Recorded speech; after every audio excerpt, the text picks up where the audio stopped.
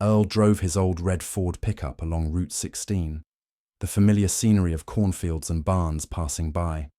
The truck rattled, a comforting sound to him, and the half-empty bag of feed in the back shifted with each turn. He'd brewed his usual, off-brand coffee, a bit too bitter this morning, but it was part of the routine. Just past mile marker 23, a blur of movement caught his eye. He slammed on the brakes, expecting to have hit something, but instead found a skinny, shaggy dog standing in the middle of the road. The dog didn't bark or growl, just stared with large brown eyes before trotting toward the truck, sniffing the bumper curiously. "You all right, boy?" Earl called out, rolling down the window.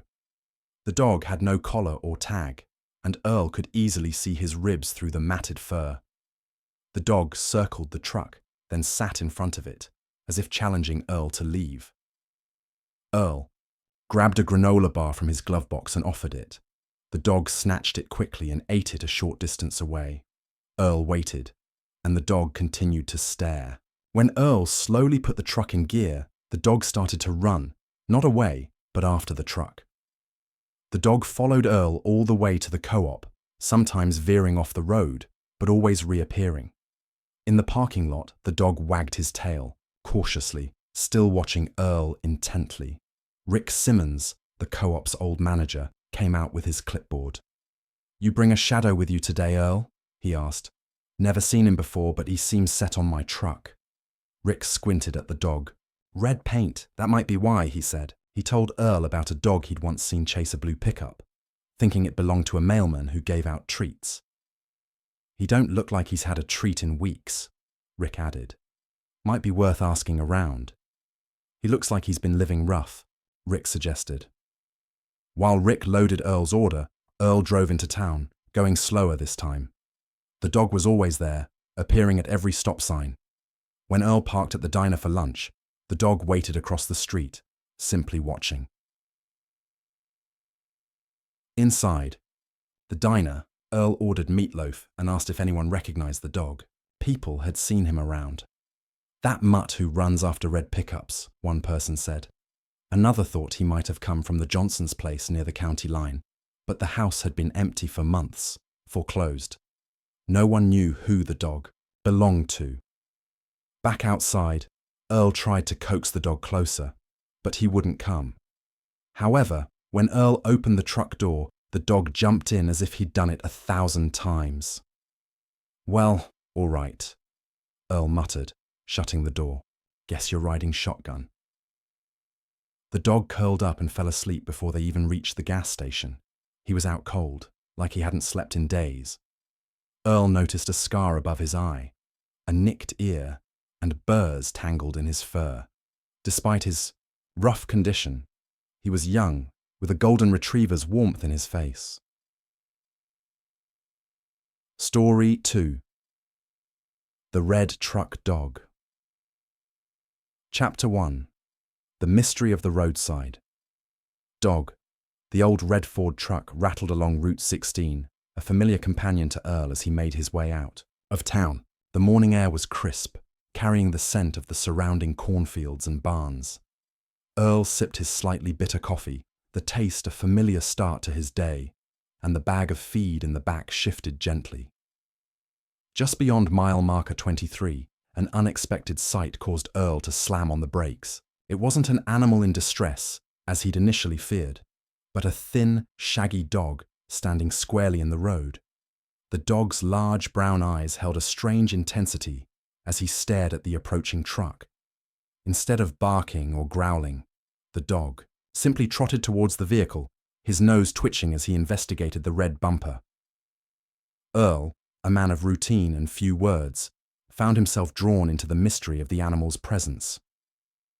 "You all right there, fella?" Earl asked, rolling down his window. The dog's ribs were clearly visible beneath his matted coat, and he wore no collar or identification. He moved around the truck once, then settled directly in front of it, his gaze unwavering, as if daring Earl to proceed. From the depths of his glove compartment, Earl retrieved a leftover granola bar and offered it to the dog. The dog accepted, the treat eagerly, retreating a short distance to consume it. A silent standoff ensued. the man and the dog observing each other until Earl slowly put the truck into gear.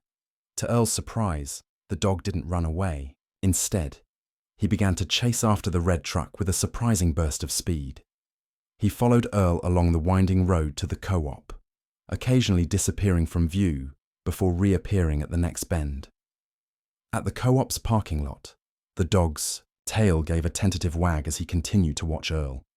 The co-op's manager, Rick Simmons, approached with his clipboard. "Brought yourself a bit of company today, Earl?" he asked, noting the dog's persistent presence. "Never laid eyes on him before, but he seems mighty attached to that red truck of yours." Rick's eyes narrowed as he studied the dog. "It's the color," he declared with certainty. He recounted a tale of a dog obsessed with a blue pickup truck, mistaking it for the mailman's vehicle and the promise of treats. "This fella looks like he hasn't had a decent meal in a while," Rick observed. "Might be worth making some inquiries," Rick suggested as he loaded Earl's purchase. "He's clearly been on his own for some time." With the dog still lingering, Earl drove into town, reducing his speed. As Rick had predicted, the dog reappeared at each stop sign, a silent, watchful shadow. When Earl parked outside the diner for his midday meal, the dog took up a position across the street, maintaining his vigil. Inside the diner, Earl ordered his usual meatloaf and engaged the locals in conversation about the mystery dog. The consensus was that the dog had been seen before, earning the moniker the Red Truck Dog for his peculiar habit. One suggestion was that he might have originated from the abandoned Johnson property up towards the county line. However, the house had been empty for months, and the dog's history remained unknown. Upon exiting the diner, Earl attempted to coax the dog closer, but the animal remained hesitant. However, the moment Earl opened the door of his truck, the dog leapt inside with an air of familiarity. "All right then," Earl conceded, closing the door. "Looks like you're riding shotgun from now on." The dog promptly settled into the passenger seat and fell into a deep sleep before they even departed from the gas station. His exhaustion was evident, and Earl took the opportunity to observe him more closely. He noted a scar above the dog's eye, a nicked ear, and burrs tangled in his coat. Despite his disheveled appearance, the dog possessed a youthful energy and a hint of golden retriever charm. Earl finished his coffee and wiped his mouth with a napkin. The dog in the passenger seat remained sound asleep, a soft snore rumbling in his chest. Earl felt a pang of something he couldn't quite name, a mix of pity and a grudging sort of responsibility. He pulled into the gas station and cut the engine. The sudden silence seemed to stir the dog, whose ears twitched before his eyes fluttered open. He blinked, looking around with a slightly confused expression, then seemed to recognize the interior of the truck and relaxed again. "Come on, fella," Earl said gently, opening his door. The dog watched him, then cautiously hopped out. He stretched, a full-body shake that sent dust and loose fur flying, then looked up at Earl expectantly. Earl filled his tank, keeping an eye on the dog, who mostly sniffed around the edges of the parking lot. A couple of people getting gas glanced over, but no one seemed to recognize the stray. Back in the truck, Earl debated his next move. He couldn't just leave the dog by the side of the road, not after the way he'd followed the truck. But he wasn't really a dog person. His old hound, Bess, had passed years ago, and he hadn't felt the need for another companion. "Just for tonight," he mumbled to himself. "Just until I can figure something out." He drove home, the dog occasionally, resting his head on the center console, looking out the window with curious interest. When they pulled into Earl's driveway, a small, weathered farmhouse surrounded by a few acres of untidy lawn, the dog hopped out again, sniffing at the unfamiliar scents. Earl went inside, the dog trailing behind him hesitantly. The house was quiet, filled with the comfortable clutter of a life lived simply. Earl gestured towards an old rug in the corner of the living room. "You can stay there for now," he said. The dog sniffed the rug cautiously, then lay down with a sigh. Earl went to the kitchen, pulled a can of stew from the pantry, and poured some into an old chipped bowl. He placed it near the rug, and the dog ate it with surprising gentleness, licking the bowl clean. Later that evening, as the sun began to set, casting long shadows across the fields, Earl sat in his armchair, reading the newspaper. The dog lay quietly on the rug, occasionally lifting his head to watch Earl. A sudden thunderstorm rolled in, the sky darkening and the wind picking up. Rain lashed against the windows, and a loud clap of thunder made the dog jump. He whined softly and looked at Earl with wide, anxious eyes. Earl sighed, setting down his paper.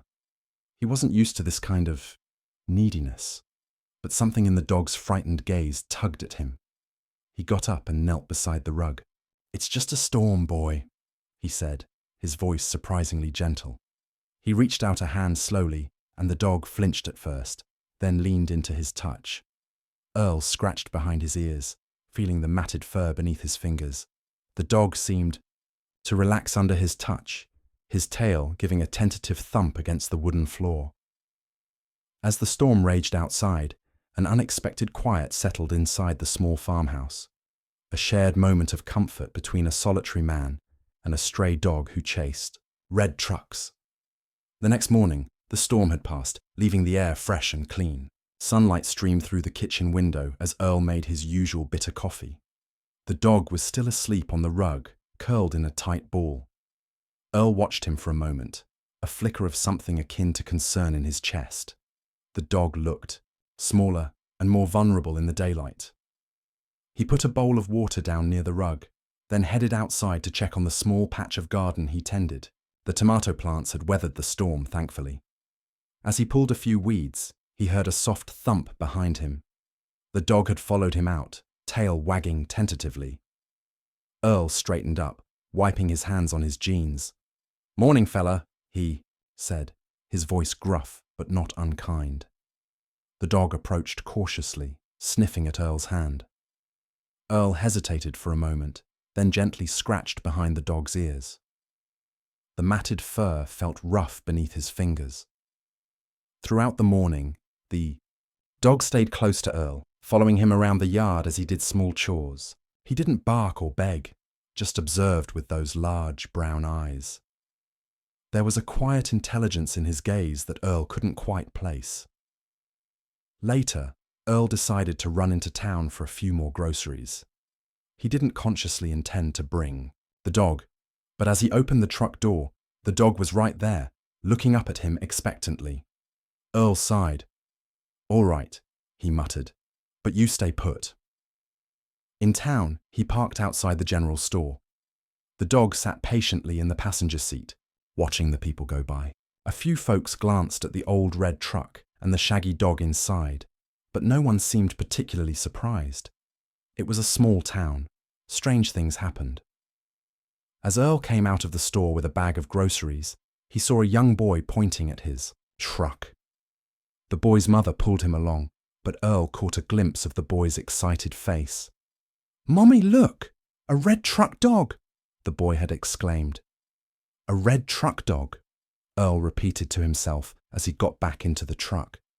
The phrase had a familiar ring to it, echoing the comment Rick had made at the co-op. It seemed this dog's peculiar habit was known around town. Back at the farmhouse, Earl started lunch. He tossed a piece of leftover ham to the dog, who caught it neatly. As he ate, Earl found himself watching the dog more intently. The way he moved, the slight tilt of his head when Earl spoke. There was something about him that hinted at a past, a story Earl couldn't read. After lunch, Earl sat on the porch, sipping his coffee and watching the clouds drift by. The dog lay at his feet, his head resting on Earl's boot. A comfortable silence settled between them, a quiet understanding that seemed to grow with each passing hour.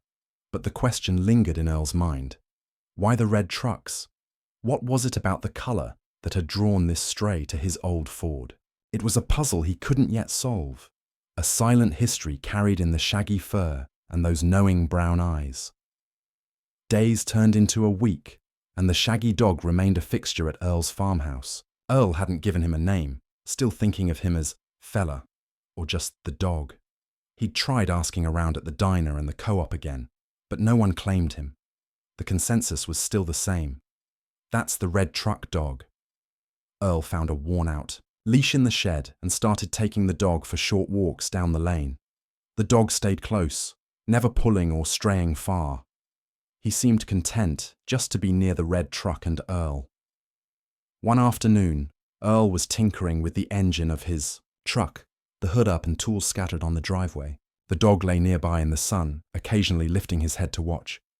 As Earl reached for a wrench, the dog suddenly whined softly and nudged his hand with his nose. Earl looked down, surprised.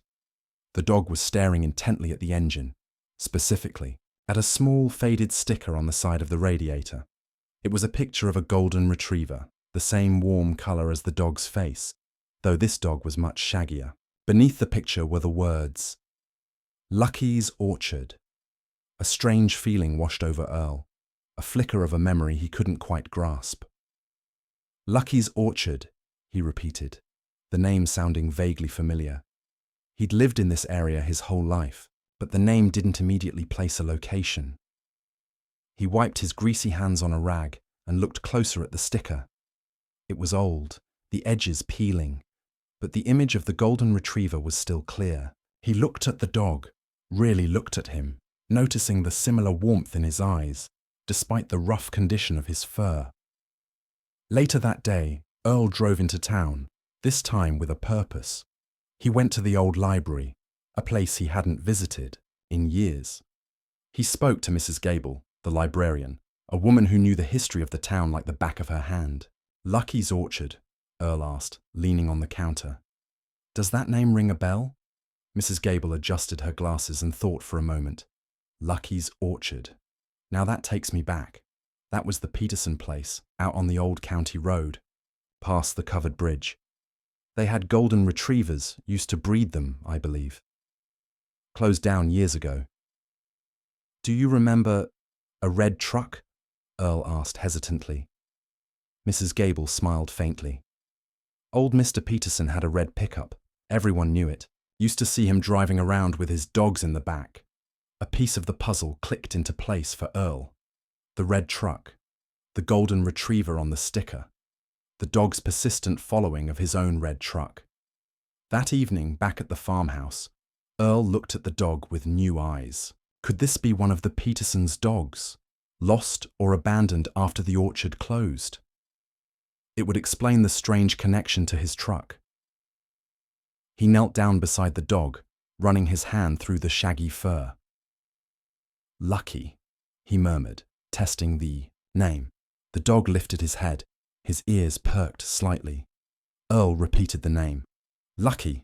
The dog licked his hand. It wasn't much, but it was a start. A possible name, a connection to a place and a red truck from the past. The unspoken history of the roadside dog was beginning to reveal itself. One faded sticker and a familiar name at a time. The name Lucky seemed to fit. The dog responded to it, his tail giving a little thump whenever Earl used it. Earl started, leaving the leash by the door, and Lucky would nudge it with his nose, a silent request for their walks. One afternoon, their walk took them a little further down the county road. Earl found himself thinking about Lucky's Orchard, the Peterson family, and the red truck Mrs. Gable had mentioned. A vague image flickered in his mind. A red pickup, older than his own, parked beneath the shade of apple trees. As they rounded a bend, Earl saw it. A weathered wooden sign, almost hidden by overgrown vines, read, "Lucky's Orchard, pick your own." The place was clearly abandoned. The orchard itself was a tangle of unkempt trees, and the farmhouse in the distance looked dilapidated and empty.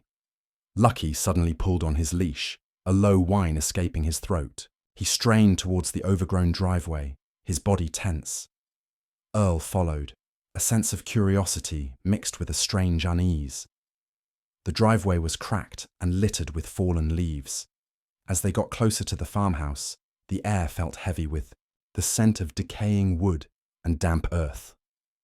Lucky pulled harder, his paws padding softly on the cracked asphalt. Parked beside the collapsing porch was a vehicle, almost swallowed by weeds. It was a red pickup truck, older and more rusted than Earl's, but undeniably the same color. The sight of it seemed to agitate Lucky further. He whined again, a more insistent sound this time, and tried to pull towards the truck. Earl held him back gently. "Easy, boy," he murmured. He could feel the dog's anxiety, a palpable sense of recognition, or perhaps even distress. He looked at the truck, trying to piece together the story. Had Lucky belonged to the Peterson family? Had he ridden in this old red truck? Was that why? He was so drawn to Earl's. As they stood there, a memory surfaced in Earl's mind, triggered by the sight of the abandoned orchard and the old red truck. He remembered driving past this place years ago, maybe even seeing an old man with a dog in the back of a red pickup. The details were hazy, like a half-forgotten dream, but the feeling was there. Suddenly, Lucky started to bark, a sharp, urgent sound that broke the stillness of the abandoned orchard. He was staring intently at the porch of the farmhouse, his tail wagging frantically. Earl followed his gaze. Half hidden in the shadows of the porch, something moved. It was small and furry. A kitten, thin and scrawny, emerged from beneath the porch, mewing weakly. Lucky's barking softened into a series of soft whines as he strained toward the small creature. Earl felt a wave of understanding wash over him. It wasn't just the red truck. It was this place, this orchard, and perhaps even a memory of companionship that drew Lucky so strongly. The abandoned orchard held a piece of his past, and now, perhaps, a new life was about to begin with a tiny, lost kitten. The discovery of the kitten on the porch of Lucky's orchard seemed to unlock something in Lucky. The frantic barking had subsided, replaced by a gentle concern. He whined softly at the small creature, nudging it with his nose as it tentatively approached. Earl carefully scooped up the kitten. It was tiny, its fur matted and its ribs showing. It mewed weakly in his hand, a pitiful sound that tugged at Earl's heart. Lucky circled Earl, sniffing the kitten with a low rumble in his chest. There was a protectiveness in his demeanor that Earl hadn't seen before. It was as if a long-dormant instinct had been awakened. Earl carried the kitten back to his truck, Lucky trotting closely beside him. Back at the farmhouse, he found an old towel and some milk. The kitten drank greedily, and soon a small purr vibrated in its tiny body. Lucky watched the kitten intently, occasionally licking its head with a gentle swipe of his tongue. The bond between them was immediate and undeniable. As the days passed, the kitten, whom Earl started calling Rusty because of his reddish-brown fur, thrived under their care. Lucky became his constant companion, grooming him, playing with him, and even sharing his food. Earl found himself observing them, a quiet smile touching his lips. He hadn't intended to become a caretaker to a stray dog and a lost kitten, but their presence had brought an unexpected warmth into his solitary life. He started to think more about Lucky's past. The faded sticker on his truck, the abandoned orchard, the old red pickup. They were all pieces of a puzzle. He wondered about the Peterson family, what had happened to them, and how Lucky had ended up alone. One evening, as Earl sat on the porch with Lucky and Rusty curled up beside him, he remembered something Mrs. Gable had said. Old Mr. Peterson had a red pickup. Used to see him driving around with his dogs in the back. A memory surfaced, clearer this time. He saw a younger version of Lucky, his coat less matted, riding in the back of an old red truck, his ears flapping in the wind, beside an older golden retriever. An old man with a kind face was behind the wheel. A wave of sadness washed over Earl. Whatever had happened at Lucky's orchard had separated Lucky from that life, and yet, here he was, finding a new purpose in caring for a tiny, abandoned kitten. The red truck, Earl realized, wasn't just a color to Lucky. It was a symbol, a reminder of a past life, a connection to a kindness he had once known. And now, in Earl's red truck, Lucky had found a new sense of belonging, a new life to nurture. The echoes of the past had led him to a new beginning. As Rusty grew stronger, His playful energy filled the farmhouse. Lucky, though gentle, often found himself the target of the kitten's pounces and playful swats. Earl watched their interactions with a growing fondness. It was a far cry from the quiet solitude he was accustomed to. One sunny afternoon, while Earl was working in the garden, a car pulled into his driveway. A young woman with kind eyes stepped out, holding a faded photograph. "Mr. Earl?" she asked hesitantly. "I heard you found a dog, a Shaggy one." Earl straightened up, wiping his brow. Lucky, who had been napping in the shade of the porch, rose and approached cautiously, Rusty trailing behind him. The woman's eyes widened as she saw Lucky. "Oh my goodness," she breathed, clutching the photograph to her chest. "Buddy? Is that you?" Lucky tilted his head, a soft whine escaping his throat. The woman knelt down, and Lucky approached her slowly, sniffing her outstretched hand. Then, with a sudden burst of recognition, he licked her face, his tail wagging furiously. "It is you!" the woman exclaimed, tears welling in her eyes. "Buddy, we've been looking for you." She explained that she was Sarah Peterson, Mr. Peterson's granddaughter. After the orchard closed, Buddy had run off during the move. They had searched everywhere, putting up flyers, contacting shelters, but had lost hope of ever finding him. "My grandfather loved this dog," Sarah said, her voice thick with emotion. She showed Earl the photograph, a younger Lucky, looking much like he did now, sitting proudly beside an older Mr. Peterson in front of a familiar red pickup. Earl felt a pang of sadness mixed with relief. Lucky had a family who loved him. He wasn't just a stray who chased red trucks. He had a history, a home. Sarah noticed Rusty, who was rubbing against Lucky's legs. "And who is this little one?" she asked, smiling. Earl explained how Lucky had found the kitten at the abandoned orchard. Sarah was touched by their bond. "Buddy always had a good heart," she said. "He was always bringing home stray animals." As they talked, Sarah mentioned how much her grandfather loved his old red truck. "He used to say it was lucky," she chuckled. "That old thing just kept going." The pieces clicked into place for Earl. Lucky's name, the red truck, his protective nature. It all stemmed from his life at Lucky's orchard with Mr. Peterson. Sarah was overjoyed to have found Buddy. She offered to take him home, but she saw the quiet bond between Lucky and Earl and the obvious affection Lucky had for Rusty. Maybe he's found a new home here," she said thoughtfully. "Would you be willing to keep him, Mr. Earl? We'd love to visit, of course, and help with his care." Earl looked at Lucky, who was nudging Rusty with his nose. He looked at Sarah, her kind, eyes filled with genuine emotion. A warmth spread through him. "Yes," Earl said, his voice a little rough. "Yes, I think he has." Sarah smiled, relieved. "Thank you, Mr. Earl. You have no idea what this means to us." As Sarah left, Earl watched Lucky and Rusty playing in the yard. The mystery of the red truck dog was solved. He wasn't just chasing a color, he was chasing a memory, a connection to a life filled with kindness. And in his unexpected journey, he had found a new life, a new friend, and a new home, all thanks to a chance encounter on a dusty road.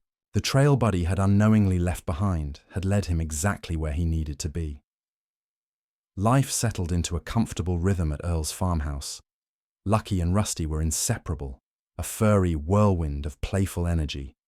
Earl found himself smiling, more, the quiet solitude of his days now filled with their antics.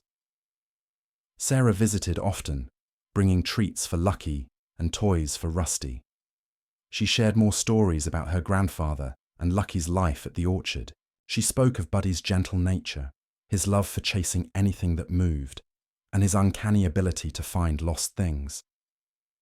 One afternoon, Sarah brought Earl some old photographs. There were pictures of a younger Lucky bounding through rows of apple trees, a younger Mr. Peterson with a twinkle in his eye, and of course, the old red pickup, always present in the background. As Earl looked at the photos, a sense of peace settled over him. Lucky had found his way back to a place of kindness, even if it wasn't the exact same life he had before. And in turn, Lucky had brought a new kind of warmth and companionship into Earl's life. The seasons began to change.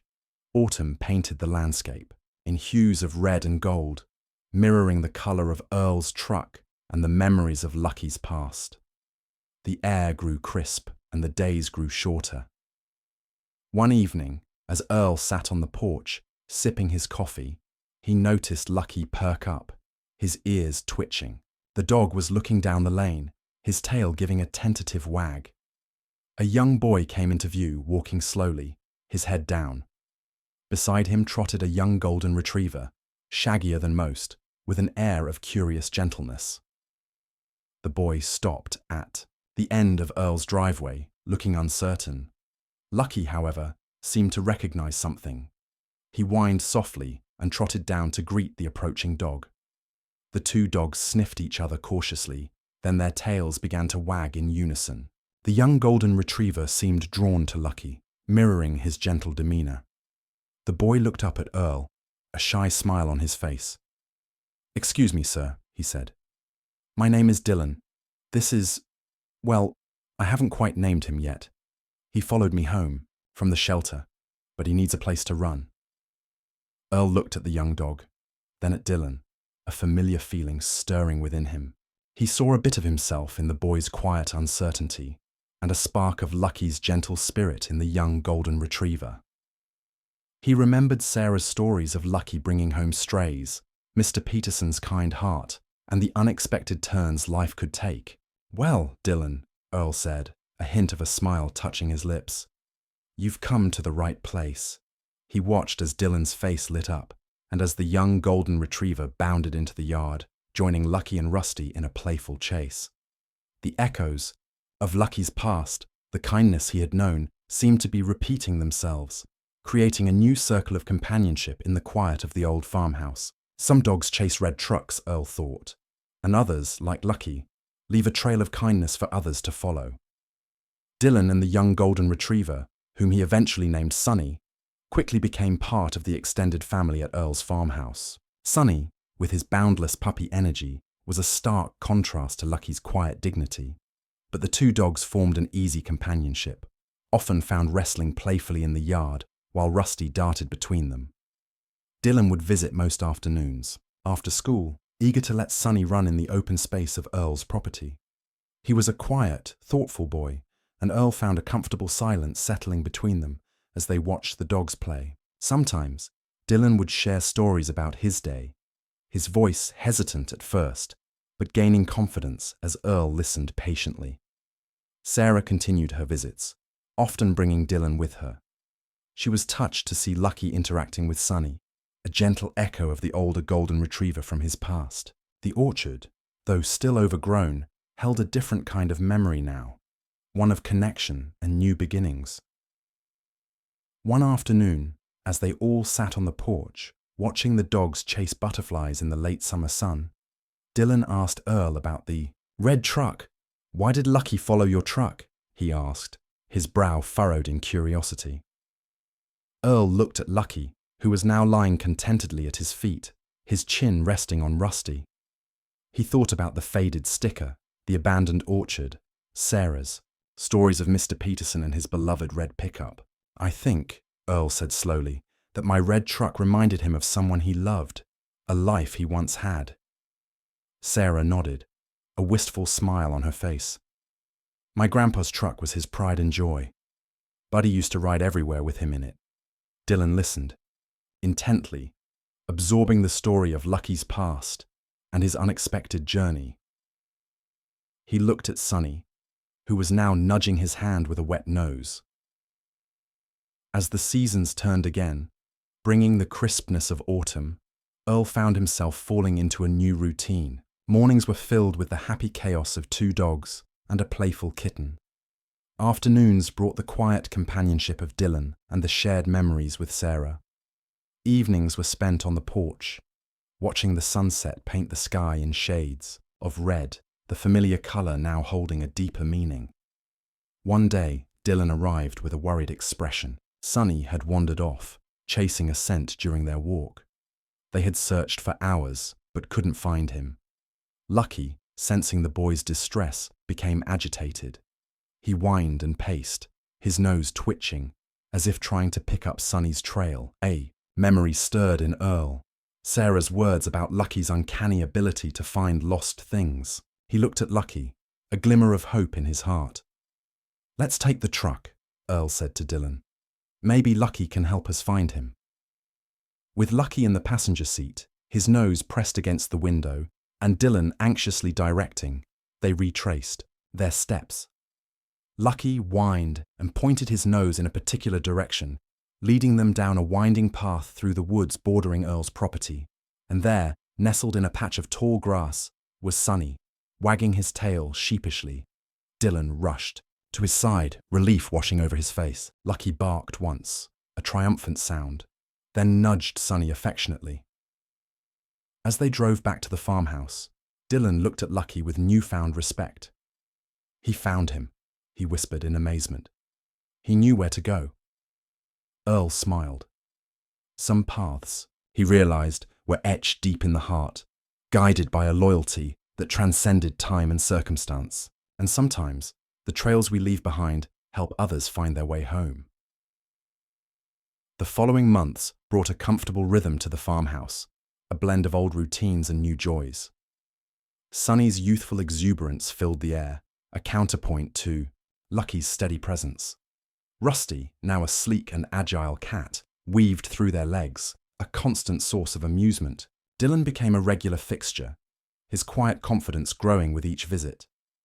Earl found himself looking forward to the simple moments, the happy chaos of feeding time, the shared quiet of the porch in the evening, the companionship of the two dogs on their walks. The old farmhouse, once a place of solitary comfort, now echoed with the sounds of life and laughter. Sarah continued to visit, and the bond between their families deepened. She often shared more memories of her grandmother, Evelyn, whose presence seemed to linger in the stories of Lucky's past. Earl learned about Evelyn's kind heart, her love for animals, and her unwavering belief in the goodness of people. One warm spring afternoon, Sarah suggested they visit Lucky's orchard. The overgrown trees were beginning to blossom, painting the landscape in soft hues of pink and white. They walked through the tangled rows, the dogs exploring the familiar scents of the land. Sarah shared stories of her grandmother tending the orchard, her gentle hands caring for the trees and the animals. She spoke of Evelyn's deep connection to the land and her belief that everything had a purpose, a place to belong. As they stood on a small rise overlooking the orchard, the setting sun casting a warm, red glow across the hills, Sarah smiled. "I think Evelyn would be happy," she said softly. Happy that Buddy found his way back to kindness, and happy that he brought more kindness into the world. Later that year, Sarah organized a small gathering at the orchard. Friends and family came, sharing stories and memories of Evelyn. Someone brought an old red truck, parking it at the edge of the hill, a silent tribute to the past. After the gathering, as the stars began to appear in the twilight sky, Earl stayed behind, sitting on the familiar rise. The farmhouse lights glowed warmly in the distance, a beacon of the new life he had found. Dylan and Sonny joined him, settling quietly at his side. Lucky lay at his feet, his head resting on Earl's boot, a familiar weight of companionship. He thought about the unexpected turn his life had taken, all starting with a skinny dog chasing his red truck. He thought about Lucky's journey, a testament to resilience and the enduring power of kindness. And he thought about the new connections he had forged, the unexpected family he had found. As the moon rose, casting a silvery light over the orchard, Earl reached down and gently stroked Lucky's fur. He understood now. Some dogs chase red trucks, drawn by a memory, a longing for a familiar kindness. And some dogs, like Lucky, leave trails of their own, leading others to unexpected places of belonging, to the warmth of a shared home. In the quiet of the night, surrounded by the gentle presence of his newfound family, Earl knew he had found his way home, not just to the old farmhouse, but to a life filled with a love he hadn't known he was missing. The red truck, once just a means of getting from one place to another, had become a symbol of connection, a reminder that sometimes the most unexpected encounters can lead us to where we truly belong.